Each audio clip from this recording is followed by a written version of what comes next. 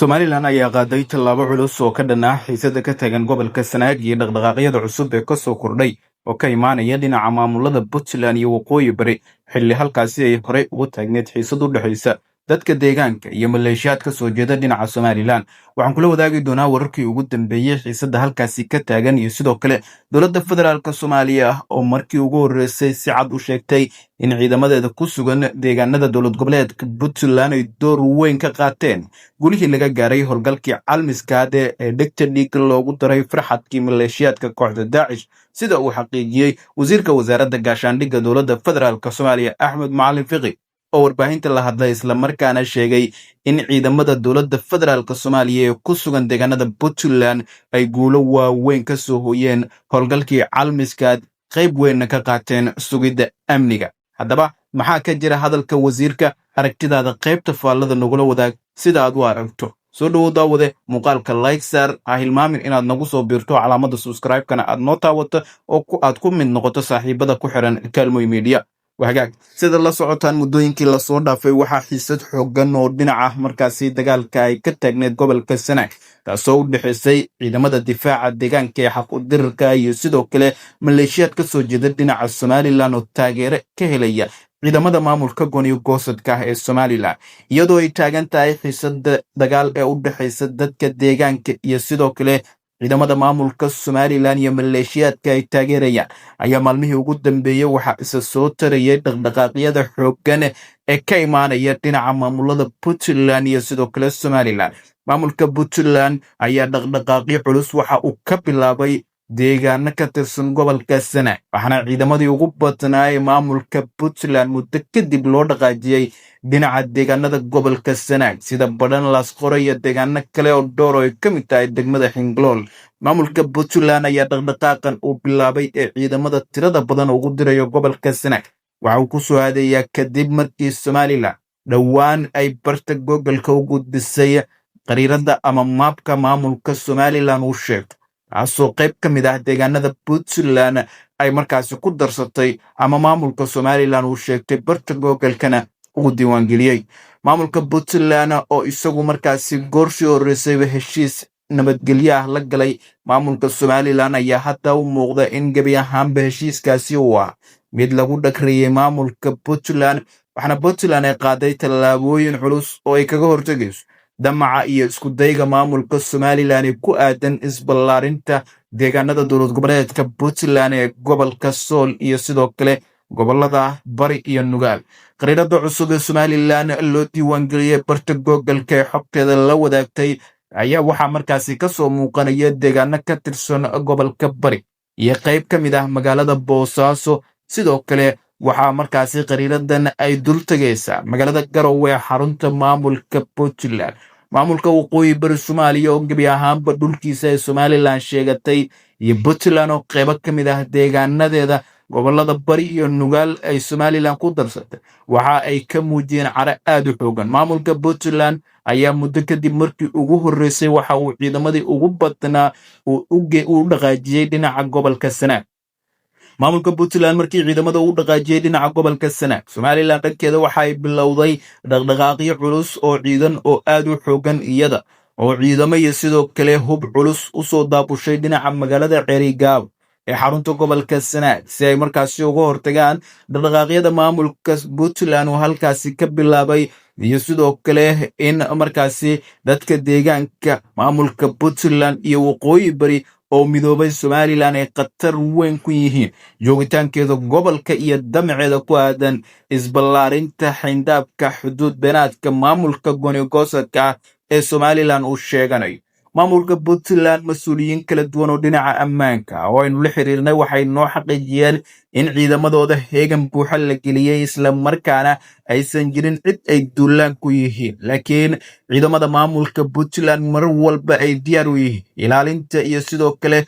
jiritaanka iyo sugidda ammaanka deegaanada dowlad goboleedka Puntland. Mas'uuliyiinta qaar waxa ay tilmaameen in ciidamada maamulka Puntland ee loo dhaqaajiyey dhinaca gobolka Sanaag ujeedadoodu ay tahay inay door ka qaataan sugidda amniga isla markaana ay xoojiyaan ciidamadii horey halkaasi ugu sugnaa. Laakiin dhinaca kale khubaro dhinaca ammaanka ah iyo sidoo kale militariga oo falanqayn ku sameeyey xiisadan waxay tilmaameen in maamulka Puntland uu helay xogo ku saabsan in Somaliland ay qorsheynayso in duulaan military ay ka bilowdo gobolka Sanaag si ay markaasi isugu ballaariso guud ahaan deegaanada gobolka Sanaag ee ka maqan gacanteeda. Maamulka Puntland ayaa waqti xaadirkan waxa uu ka arrimiyaa deegaano ka tirsan gobolka Sanaag, waxaana deegaanadaasi kale ay kala yihiin deegaano istiraatiiji ah iyo kuwo markaasi muhiim u ah dhanka ganacsiga iyo isku socodka gobolada waqooyi galbeed iyo sidoo kale deegaanada dowlad goboleedka Puntland. Puntland deegaanada gacanta ay ku hayso waxaa ka mid ah degmada Laasqori oo ah degmo xeebeed istiraatiiji ah isla markaana maamul ahaan waqtigan maamulka Puntland uu ka arrimiyo. Si la mid ah waxaa hoos yimaada deegaano kale oo dhowr ah oo muddooyinkii lasoo dhaafay ka taagneed xiisad colaadeed, waxaana ka mid ah deegaanka Waqdariya oo ah deegaan xeebeed, deegaanka Shidan oo ah deegaan istiraatiiji ah isla markaana caan ku ah macdanta iyo dahabka, iyo deegaanka Yube. Dhammaan deegaanada maamulka Puntland hoos yimaada ee gobolka Sanaag waa deegaano istiraatiiji ah oo ay ka buuxaan kheyraad kala duwan. Somaliland oo doonaysa inay gacanta ku dhigto deegaanadaasi ayaa waxaa markaasi soo baxaya inay bilowday dhaqdhaqaaqyo aad u culus oo xooggan. Ciidamada difaaca deegaanka ee ku sugan Waqdariya, Shidan iyo Yube waxay tilmaameen inay soo dhoweynayaan dhaqdhaqaaqa maamulka Puntland ciidamadiisa ay bilaabeen ay kaga hortagayaan isku dayga maamulka Somaliland. Si la mid ah maamulka waqooyi bari Soomaaliya ayaa ciidamo u dhaqaajiyay dhinaca gobolka Sanaag, gaar ahaan magaalada Ceerigaabo. Waqooyi bari waxay muhiimad weyn u aragtaa magaalada Ceerigaabo in gacanteeda ay soo gasho, dadaal kastana ay ku bixiso sidii magaalada Ceerigaabo ay gacanteeda u soo gali lahayd. Wahagaag haddii aanu halkaasi kaga nimaano xiisadda cusub ee gobolka Sanaag ee u dhexaysa waqooyi bari Puntland iyo sidoo kale maamulka Somaliland, aragtidaada qaybta faallada ku dhiibo. Yaa ku guulaysan doona loolankan? Ma Puntland ayaa gobolka Sanaag guud ahaan gacanta ku dhigi doonta haddii dagaal xooggan uu qarxo? Ma waqooyi bari oo iyadu markaasi maamul ahaan sheeganayso gobolka Sanaag inuu hoos tago ayaa la wareegi doonta, mise Somaliland ayaa ku guulaysan doonta damaceeda isballaarinta ee gobolka Sanaag? Qaybta faallada ku dhiibo aragtidaada. Markana wasiirka gaashaandhigga dowladda federaalka Soomaaliya ninka lagu magacaabo Axmed Macalin Fiqi ayaa markii ugu horreysay waxa uu ka hadlay ciidamada ka mushaar qaata dowladda federaalka Soomaaliya ee ku sugan deegaanada dowlad goboleedka Puntland ee iyagu markaasi halkaa ka howlgala. Wasiirka wasaaradda gaashaandhigga waxa uu tilmaamay in ciidamada ku sugan deegaanada dowlad goboleedka Puntland ee dowladda federaalka sida tooska u yimaada mushaarkana ay siiso in ay yihiin ciidamo qaran, isla markaana waxa uu tilmaamay inay door weyn ka qaateen sugidda ammaanka deegaanada dowlad goboleedka Puntland, sidoo kalena ay guulo waaweyn ka soo hooyeen howlgalkii Calmiskaad. Waxa uu yidhi howlgalkii Calmiskaad ciidamada difaaca Jamhuuriyadda Federaalka Soomaaliya ee qaybaha kala duwan leh ee ku sugan deegaanada dowlad goboleedka Puntland waxa ay ahaayeen geesiyaashii soo hooyay guushii howlgalka Calmiskaad, qaybta weynna ka qaatay sugidda amniga magaalada istiraatiijiga ah ee Boosaaso. Waxa uu yidhi haddii aysan ciidankaasi ahayn deegaanada Puntland waxaa ku sugnaan lahaa waqti xaadirkan firxadka maleeshiyaadka kooxda Daacish iyo sidoo kale inay noqdaan magaalooyinka waaweyn oo Boosaaso ugu horreyso kuwa amni darro markaasi la daalaadhacaya. Laakiin ciidamadan ayaa kaalin weyn ka qaatay ayuu yidhi sugidda ammaanka magaalada Boosaaso iyo magaalooyinka kale ee Puntland iyo sidoo kale in firxadka lagu jibiyo dagaalkii Calmiskaad. Guul weyn ayay ciidamadu soo hooyeen ayuu yidhi, waana tallaabo markaasi bogaadin mudan oo ciidamada markaasi aan ugu hambalyeynaya ayuu yidhi. Haddaba aragtidaada qaybta faallada ku dhiba sida aad u aragto. Ma sax baa hadalka wasiirka wasaaradda gaashaandhigga dowladda federaalka Soomaaliya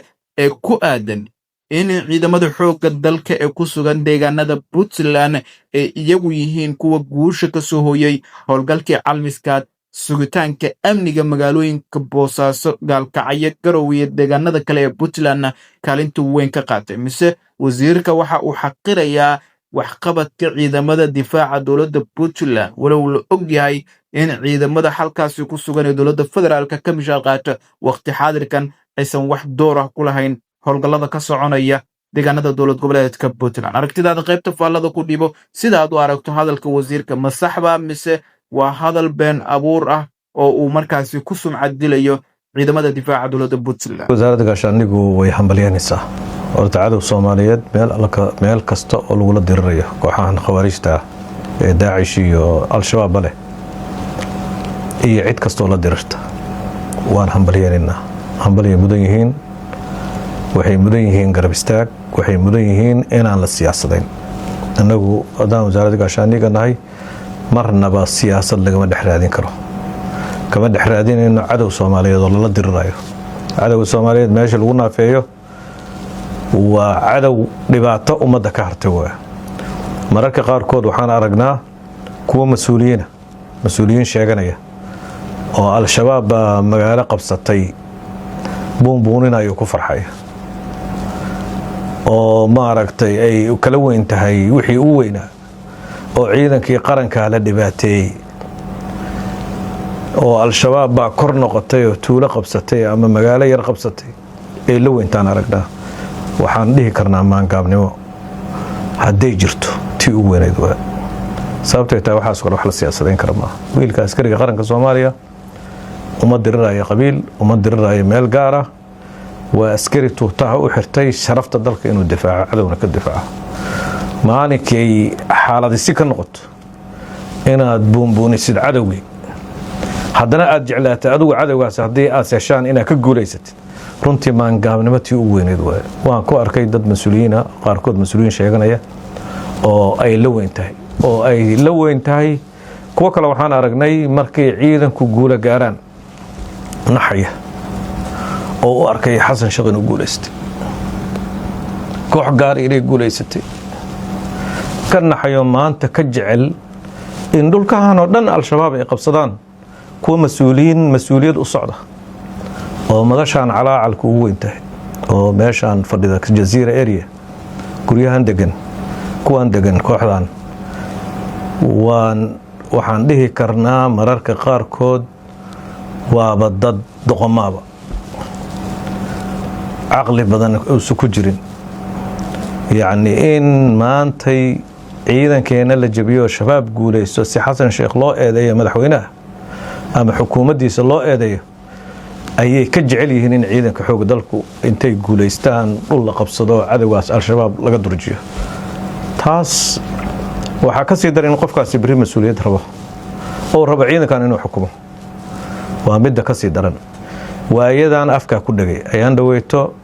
sheekay ka dhigteen ciidanka waa soo jabay hal urur oo meel maaragtay isku sheega ma jiro hal guuto isku nidaamsan ma jirto maantana waa aragtay waxay ku hadlayaan nin hambalyeynaya haddii al-shabaab meel lagu dilaa ma jiro laakiin eedu waa ka soo horeysaa haddii al-shabaabku uu waxyeeleeyo ciidankeena xasan sheekh waa ciidankii dayacay xasan sheekh waa markay guulaystaanna waa shib markii ciidanka xarbu sijaal dagaalku qasab maahan maalinkaas inaad guulaysatid maalinna waad guulaysanaysaa maalinna waa lagaa guulaysanayaa maalin waa isku barbardhacaysaan dagaal baa la yidhaahdaa adiga guusha kaliga kulama dhalan maalinkaas ay sidaas noqoto nimankaasi waa dhiiranayaan warqadaha ka soo horeeya marka runtii Puntland dagaalka ay kula jirto siyaasaddu wixii la isku hayo waa gaar laakiin dagaalka daacish lagula jiro waa dagaal xaq in la galay tahay in la taageeray tahay in la garab istaagay tahay dawladda Soomaaliyana horena waa ugu hadalna dhowr jeer oo ka hadalna waan isku daynay wax xalaalay wixii aan geysan karno inaan ka geysano laakiin waa la siyaasadeeyay oo khilaafka siyaasadda maamulka halkaasi kala dhaxeeya dawladda dhexe ayuu soo dhaxgeliyay arintaas mana fiicana in la soo dhaxgeliyo ciidankuna awood waxay u leeyihiin in ay isgarab siiyaan cadow haddii lala dirirayo khibrad baa la isdhaamaa waxaa la isdhaamaa ka faa'iidaysi waxaa la isdhaamaa maaragtay inay bartaan laftoodu ciidanku buurahaas ciidamadan dhul fidsan bay ku dagaalamaan ciidankana buur iyo bad iyo biri iyo dhul caadiba inay ku diriraan way tahay marka runtii anagu waa garab taagannahay waanan mubaarakaynayna guusha laga gaaray waan rajaynaynaa in la soo dhameystiro kooxahaasi ay Soomaaliya ka dhamaadaan sababtoo tahay hadday soo fidaan waa dhibaato soo fiday oo deegaamada Soomaaliyeed oo dhan bay dhibaato u geysanayaan wax faa'iido ma leh sideedaba ciidankaasi waa ciidankii la diriri jiray Daacish waa ciidankii la kaliyoobay 10 sano ku dhawaad furin buuraha isku jiray waa ciidanka experience-ga iyo khibradda ugu ballaaran leh haddii dagaalkaas la yiraahdo waa ciidankii halkaasba u degay in laga ilaalisho dhulkaas istiraatiijiga iyo dekedaas iyo magaaladaas weyn oo Boosaaso oo dee u ah lafdhabarta nolosha deegaamada Soomaaliya oo dhan nolosheedu meesha wax ka soo degaantaa ilaa goboladan dhexe Boosaaso wax kala soo degta oo ay soo gaaraan ilaa Hiiraan bay soo gaaraan kilinka shanaad bay gaaraan deked muhiim ah dekedaas ciidankii iyo magaaladaas ciidankii ilaalin jiray way ciidanka hadda ka hadlaysa waa ciidan diyaar u ah experience leh khibrad u leh aan ku fiirsanayn lafteedu idanna cidna aan ka sugayn waajibkiisa ay tahay inuu shaqadiisa qabsado horeyna shaqadiisa u haysto